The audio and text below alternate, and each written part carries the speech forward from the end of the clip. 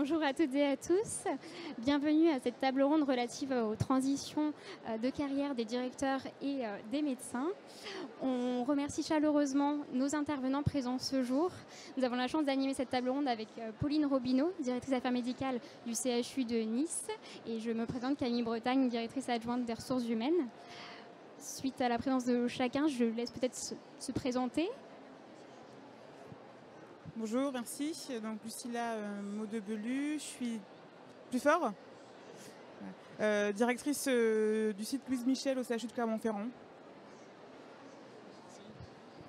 Bonjour, Pascal Bénard, directeur du centre hospitalier Guillaume Régnier, établissement spécialisé en psychiatrie à Rennes.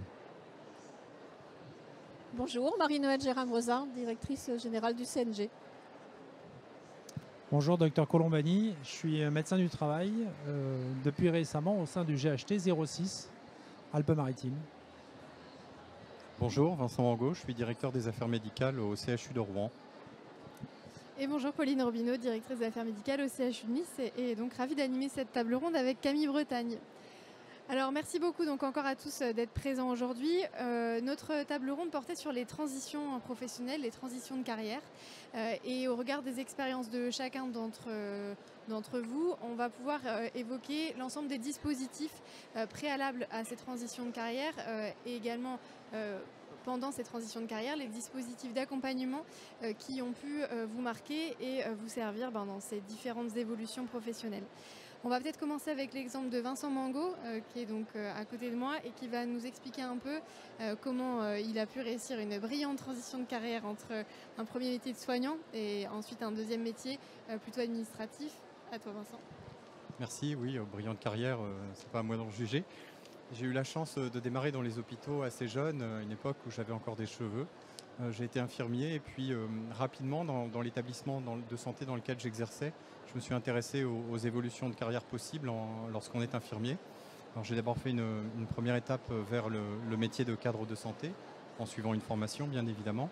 Et puis rapidement, en sortant du couloir de l'administration, il y avait un panneau et c'était une affiche de l'ENSP qui préparait au concours de directeur d'hôpital.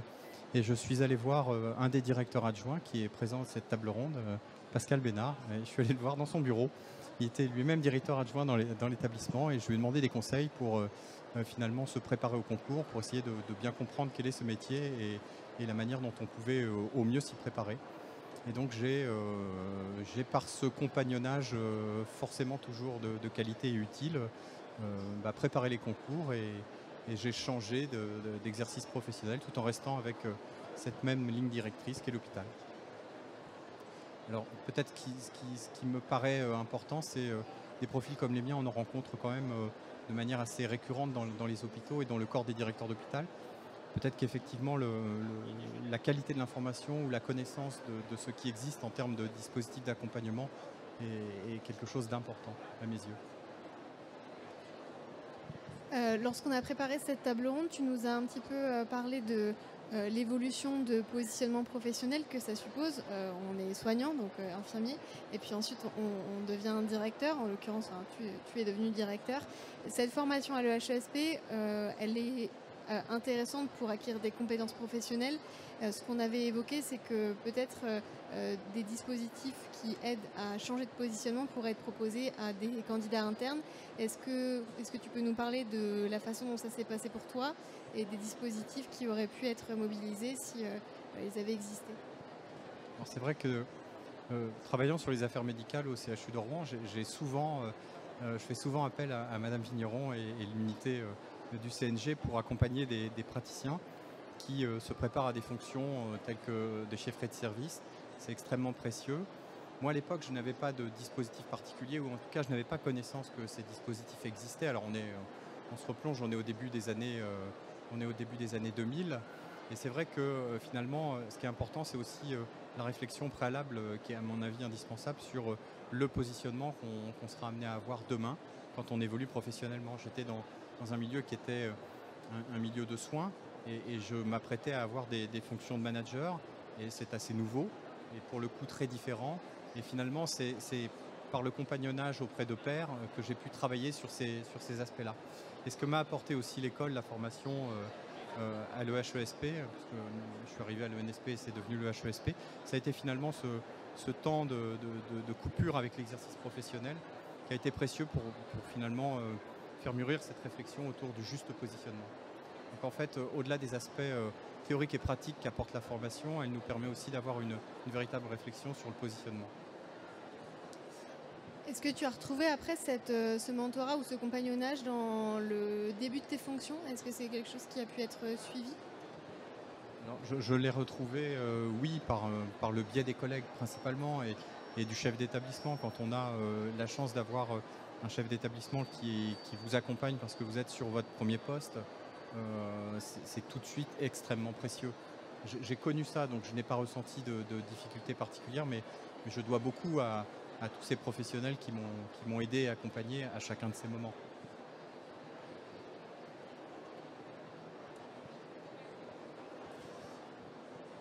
Alors, il ne faut pas évidemment s'interdire de rebondir sur vos interventions respectives, mais peut-être on pourrait demander au docteur Colombani de nous parler un petit peu de son expérience singulière, là, puisque vous étiez médecin urgentiste et vous avez changé, vous avez fait toute une formation pour être médecin du travail, reconnu à l'ordre, donc on sait que c'est des parcours qui sont relativement compliqués.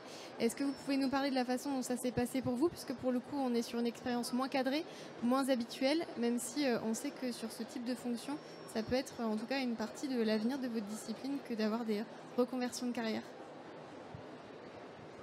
L'avenir de la discipline, c'est possible, on vient d'en parler. Moi, c'est pas tant une évolution de carrière, c'est changer de métier, parce que médecin urgentiste, ça a ses limites en termes de fatigue, d'usure. Après, une fois qu'on a décidé de changer de métier, c'était une occasion, c'était une rencontre. C'est toujours pareil, on croise quelqu'un, en l'occurrence, moi, c'était ma DRH, avec qui j'ai parlé un petit peu de ce poste de médecine du travail qui était dans l'établissement. Après, le cursus, pour les médecins, c'est un peu différent parce que quand on est médecin, on a une culture de la formation universitaire quasi constante. Donc, le diplôme pour être médecin du travail, c'est quelque chose qui dure 4 ans, c'est long. C'est vrai que c'est pas habituel, mais pendant ce temps-là, on continue de travailler. On a un poste qui est moi, je suis praticien hospitalier, donc je suis resté. Ça n'a pas vraiment changé mon statut. C'est pour ça que je n'ai pas du tout contacté le CNG. Je suis désolé. Je suis enchanté de vous rencontrer, mais je ne savais même pas que le CNG pouvait m'aider. Je me suis donc spontanément retourné vers des gens que je connaissais, c'est-à-dire mes confrères, médecins du travail au CHU, et l'université. En fait, pour les médecins, les référents, ça reste l'université, parce qu'on passe beaucoup de temps à l'université, comme ça. Et donc spontanément, on se retourne vers l'université et le conseil de l'ordre. Je dois avouer que jamais le CNG. Et franchement, je ne pensais pas que vous auriez pu m'aider, mais je pense que oui, vous auriez pu m'aider. Mais il fallait me le dire avant.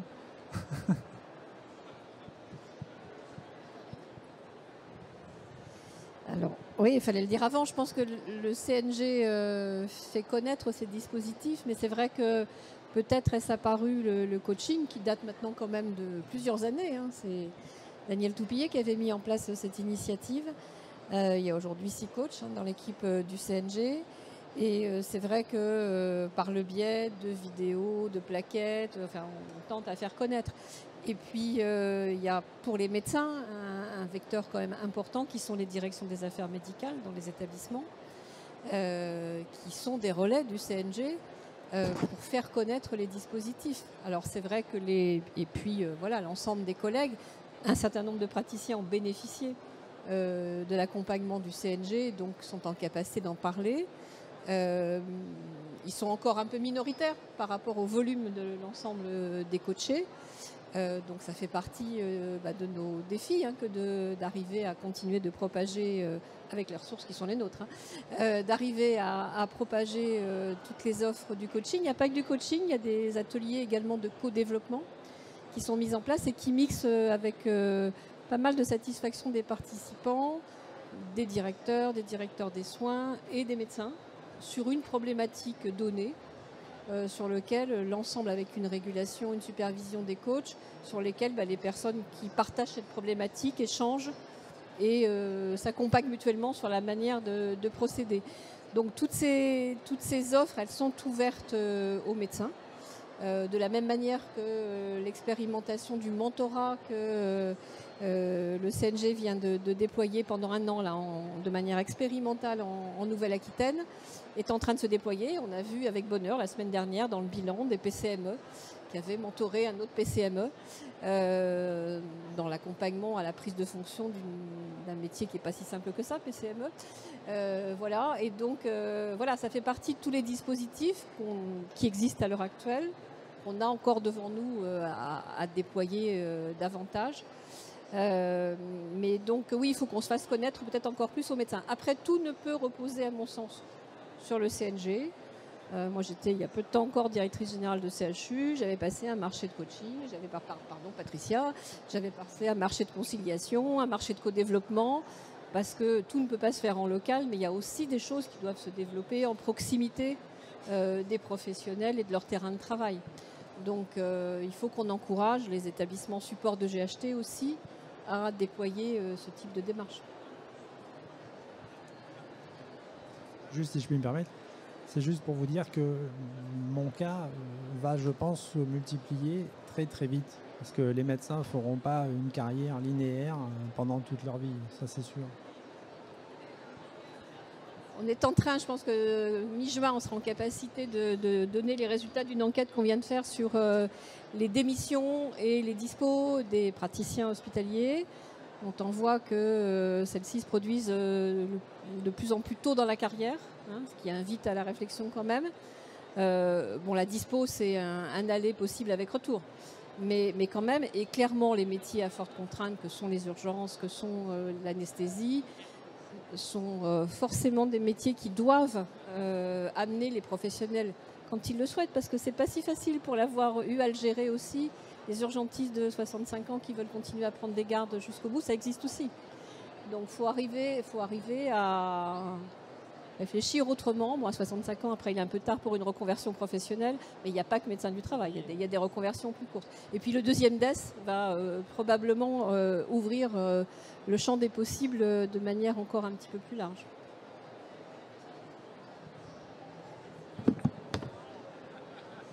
Effectivement, tout l'enjeu, c'est à la fois de pouvoir accompagner des transitions, on l'a évoqué, on le réévoquera un peu plus tard, mais aussi de pouvoir accompagner des professionnels sur des métiers qui sont difficiles tout au long de leur carrière. Vincent, tu as mis en place toi, dans ton établissement un dispositif de codev aussi, comme c'était évoqué par la directrice générale du CNG, ex-DG du CHU de Tours. Est-ce que tu peux nous évoquer la façon dont c'est perçu par les médecins ? Alors on propose systématiquement à tout praticien qui va prendre prochainement des fonctions de chef de service, à la fois de bénéficier d'un coaching individuel. Bien évidemment, il est également amené à remplir un dossier qui en interne sert de support à une discussion avec le président de CME, la directrice générale, le chef de pôle. Donc on accompagne un peu cette prise de fonction, et puis on propose également de manière complémentaire des formations, alors soit à la conduite de projet, soit globalement au management de manière plus large. Mais globalement, on a un retour extrêmement positif de l'ensemble des praticiens qui sont amenés à bénéficier du coaching individuel. Ça fonctionne extrêmement bien et le bouche à oreille est très très positif. Donc, et c'est tout de suite, dès lors qu'on aborde ce sujet avec un praticien, dès qu'on lui dit, bah, écoutez, ce coaching individuel, c'est avant tout pour vous, sur la réflexion, sur votre positionnement. C'est un colloque singulier avec votre coach. On vous le propose. C'est vraiment quelque chose de personnel. Ça fonctionne très très bien. Docteur Colombani, j'ai encore une petite question à vous poser. Dans votre expérience de médecin, c'est vrai que le compagnonnage parmi les médecins est quand même peut-être bien établi. Est-ce que vous voyez pour vous l'intérêt de ce type de dispositif de coaching tout au long d'une carrière qui, même sans aller jusqu'à parler d'un changement de métier ou de spécialité, bien évidemment est loin d'être linéaire et de toute façon ponctué certainement d'évolution de l'exercice, soit parce qu'on souhaite à un moment travailler peut-être en libéral ou en tout cas on l'envisage. Est-ce que vous avez l'intérêt pour ce type de dispositif un peu plus structuré que ce que vous connaissez par le mentorat ou le compagnonnage en interne ? Oui, non, moi je pense que c'est indispensable. Après, vous allez vous heurter à l'ego des médecins. Les médecins, ils sont corporatistes. Ils sont leur référence, encore une fois, c'est l'université, c'est le mentor, c'est le PUPH. C'est ça les références aujourd'hui encore des médecins. Et je pense qu'il faut lutter contre, parce que moi, le premier, si demain vous m'offrez un coaching pour encadrer une équipe, c'est très volontiers que je l'apprends. Au contraire. Et ça, c'est sûr qu'à la fac, on n'apprend pas ce genre de choses. Comme on n'apprend pas à gérer un cabinet. Il y a énormément de confrères qui sortent de la faculté, qui sont remplis de connaissances de soignants, hein, très bien. Mais quand on ouvre un cabinet, on ouvre une entreprise, quoi, grosso modo. Formation, zéro. Vous vous retrouvez en service à devoir gérer une équipe. Alors, on a été interne, on a été externe, on a vu ce qui se passait, mais formation, zéro. Donc, bien sûr qu'il faut avoir cette formation-là. C'est indispensable. Il y a trop de mes confrères qui sont chefs de service. Et j'ai été dans des fonctions de responsabilité au sein des urgences, zéro. Alors, soit je suis intuitivement un peu valable, et bon, ça passe, soit je suis nul, et c'est une catastrophe. C'est une catastrophe pour l'équipe, pour l'hôpital, pour tout. Même si on est des bons soignants à côté, hein, on peut être un très bon soignant et un cadre médiocre. Alors c'est un peu paradoxal parce que vous indiquiez avoir de très bons rapports avec votre DRH qui a pu vous accompagner dans votre projet de reconversion médicale. A contrario, vous n'êtes pas forcément bien aiguillé pour construire des projets de formation managériale ? Non, je n'ai pas été aiguillé du tout pour une formation managériale. Même dans ma formation de 4 ans à l'université pour devenir médecin du travail, je suis en train de réfléchir en vous parlant, mais je ne crois pas avoir eu une formation de manager d'équipe. Alors, j'ai pas une grosse équipe, là on est 5 avec moi compris, hein, donc on n'est pas 50, mais quand même, 5 c'est pas rien. Et oui, c'est indispensable. Si le CNG nous offre ça, il faut que mes confrères, non mais le faire accepter par les confrères, là c'est le challenge, quoi. C'est là la difficulté. Parce que vous allez expliquer à un PUPH qu'il faut qu'il fasse une formation de management, vous avez intérêt à vous lever de bonne heure. Hein. Il faut du temps. Oui, il faut du temps. Alors oui, le CNG ou les établissements, puisqu'on le disait, sans doute ce qui est intéressant, c'est d'avoir plusieurs dispositifs qui s'entrecroisent et qui permettent d'accompagner les professionnels tout au long de leur carrière et pas seulement sur des moments un peu clés, soit de changement de métier, soit de changement d'établissement. Alors peut-être on pourrait passer à l'expérience de Pascal Bénard qui, lui, a à la fois conjugué 2 types de transition de carrière. Alors d'abord un changement de métier dont il va nous parler et ensuite une transition avec une prise de responsabilité plus importante lorsque vous avez accédé à une chefferie d'établissement, expérience au cours de laquelle donc vous avez pu bénéficier d'un coaching CNG, donc un des dispositifs proposés par le CNG.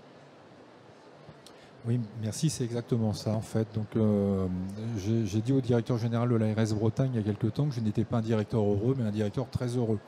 Donc, il était assez content, au moins d'en voir un passer. Plus sérieusement, je suis issu du concours interne. Mon premier contact avec les établissements hospitaliers, ça a été de gratter des étiquettes sur des bouteilles en verre pendant mes congés, les congés universitaires. Alors ça n'a pas été l'éblouissement spontanément, mais ça m'a quand même laissé une trace hospitalière. Donc j'ai commencé dans le même établissement que Vincent, il en a parlé, sur une filière administrative, cycle préparatoire, concours interne, et puis très classiquement après un certain nombre de postes d'adjoints avec on va dire une colonne vertébrale plutôt direction des ressources humaines. Et puis c'est un métier de compagnonnage, c'est un métier de contact. Quelquefois, on a des contacts qui vous donnent très envie de changer de carrière et de changer d'établissement et de faire autre chose. Donc, moi, ça m'est arrivé. Et en discutant avec un autre professionnel, la question est venue très rapidement de peut-être que les difficultés venaient que j'étais trop, d'une certaine manière, j'étais plus assez adjoint, je le dirais comme ça, et que la question de la chefferie d'établissement peut-être commençait à se poser. Donc j'ai pris contact avec le CNG spontanément pour pouvoir rencontrer quelqu'un, discuter de mon parcours, du CV, de la façon de le faire. J'ai par exemple évoqué la question des finances. Est-ce qu'on peut être chef d'établissement sans rien connaître des finances ? je ne répondrai pas à cette question en public, mais en tout cas, ça faisait partie des choses. Est-ce que le CV est correct ou pas? Et à l'issue de cet entretien, la personne m'a indiqué que le Centre national de gestion mettait en place une nouvelle unité, enfin elle était nouvelle à l'époque, unité d'accompagnement, et si je le souhaitais, de m'inviter à pouvoir préparer les entretiens initialement avec les présidents de conseil de surveillance et DG d'ARS, avec l'unité d'accompagnement CNG sous forme de coaching, de préparation à la procédure voilà, cette sorte de campagne électorale en fait, qu'on mène quand on est candidat sur une chefferie d'établissement. Donc ça a bien fonctionné. Je pense que c'était, à mon avis, indispensable. Et après, c'est posé une fois l'enthousiasme et l'euphorie un peu retombés du résultat de la commission paritaire nationale qui existait encore sous cette forme à l'époque, de pouvoir travailler à la façon dont on va passer d'une légitimité de directeur des ressources humaines qui est une légitimité technique, qui est une légitimité très centrée sur un domaine de compétences de l'hôpital, à quelque chose qui, sans invoquer les grands mots, peut parler de stratégie, de leadership, d'une approche complètement différente. Donc c'est dans ce cadre-là que j'ai pu être accompagné par Patricia Vignon, ici présente, sous forme de coaching, préparer sereinement, être conseillé sur les premiers jours, les premières heures, sur la façon dont on va laisser le vêtement de directeur adjoint pour mieux investir celui de chef d'établissement et de préparer la prise de poste. Et d'être accompagné sur quelques séances le temps nécessaire et d'être un directeur heureux, voire très heureux justement, et d'éviter les écueils, parce que tout le monde le reconnaît, ça. C'est un métier difficile. Les promotions de directeurs d'hôpitaux ne font pas le plein à l'école de la santé. Enfin, j'ai appris ça récemment, je me permets de le partager ici. C'est quand même quelque chose qui est peut-être pas très nouveau, mais en tout cas très inquiétant.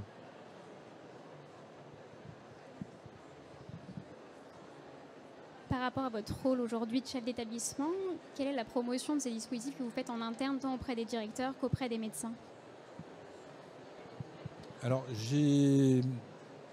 fort de l'expérience, j'ai été plutôt promoteur du coaching en général. Enfin, les sciences humaines m'intéressent de manière assez générale et le coaching fait partie vraiment des priorités. Alors, il a fallu y aller progressivement. Lors des entretiens d'évaluation, quand on évoque la possibilité d'être accompagné sous forme de coaching par le CNG, très rapidement, le front a tendance à se marquer un peu plus, les sourcils se froncent et on nous demande « Pourquoi tu me dis ça? J'ai quelque chose qui ne va pas ?» Non, au contraire, ça va très bien, mais justement, tu as besoin aussi de voir loin, d'être à l'aise dans tes fonctions. Donc ça peut être une possibilité. Après, à chacun de s'en saisir ou pas. Et puis je vois au fur et à mesure des générations passées, là l'occasion sur Rennes a été de pouvoir recruter 2 jeunes professionnels. Ça faisait partie en même temps que la présentation de la fiche de poste, de la description de la stratégie générale de l'établissement et de ce que je souhaitais en termes d'ambiance interne à l'équipe de direction, de dire la prise de poste peut s'accompagner d'un coaching dans ce cadre-là.